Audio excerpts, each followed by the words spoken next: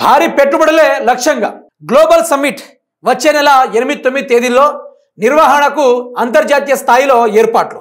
Telangana rising 2047 పేరుతోటి రాష్ట్ర భవిష్యత్తు ప్రణాళిక ఆవిష్కరణ.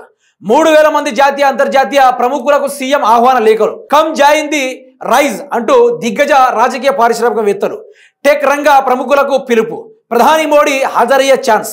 దిగ్గజ ఫుట్బాల్ ప్లేయర్ మెస్సీ మ్యాచ్తో వేడుకల ముగింపు. అయితే ఈయన 2026 వరకు ఉంటాడో కూడా తెలియదు.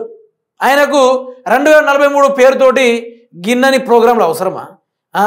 ఏంది మిత్రులారా, మీరు ఒకటి ఆలోచించండి. ఈ రైజింగ్ పేరుతోటి ఇప్పుడు 1000 కోట్ల రూపాయలు ఖర్చు పెడతారు. ఒకటి కాదు, 1000 కోట్ల రూపాయలు ఖర్చు పెడతారు. ఖర్చు పెట్టి ఏమైనా తీసుకొస్తారా అంటే ఏది కూడా తీసుకురారు. ఏది కూడా ఒరిగేది లేదు, దీంతో అయ్యేది లేదు. దాంతో కథ కల్లాస్ అవుతుంది. తెలంగాణ రాష్ట్రం సర్వం నాశనం చేసి భ్రష్టు పట్టించిండు ముఖ్యమంత్రి రేవంత్ రెడ్డి గారు. తెలంగాణ ప్రభుత్వాన్ని, తెలంగాణ యొక్క ఆర్థిక వ్యవస్థని కొల్లగొడతా ఉన్నాడు. ఈయనకు 2026 వరకు, ఈ 2026వ సంవత్సరం వరకు అసలు ఈయనకు రాజకీయ భవిష్యత్తు ఉంటుందో ఉండదో, అసలు ఈయనకు సీఎం పదవి ఉంటుందో ఉండదో, మొదలు మాత్రము ఈయనే ఈ విధంగా చేస్తూ ఉన్నాడు. ఈయనకు 2047 వరకు అప్పటి కార్యక్రమం కోసం ఇప్పుడు చేస్తానంట. ఎవరైనా 2028 అని పెట్టుకోవాలి, మరీ శాతం అయితే 2027 అని పెట్టుకోవాలి.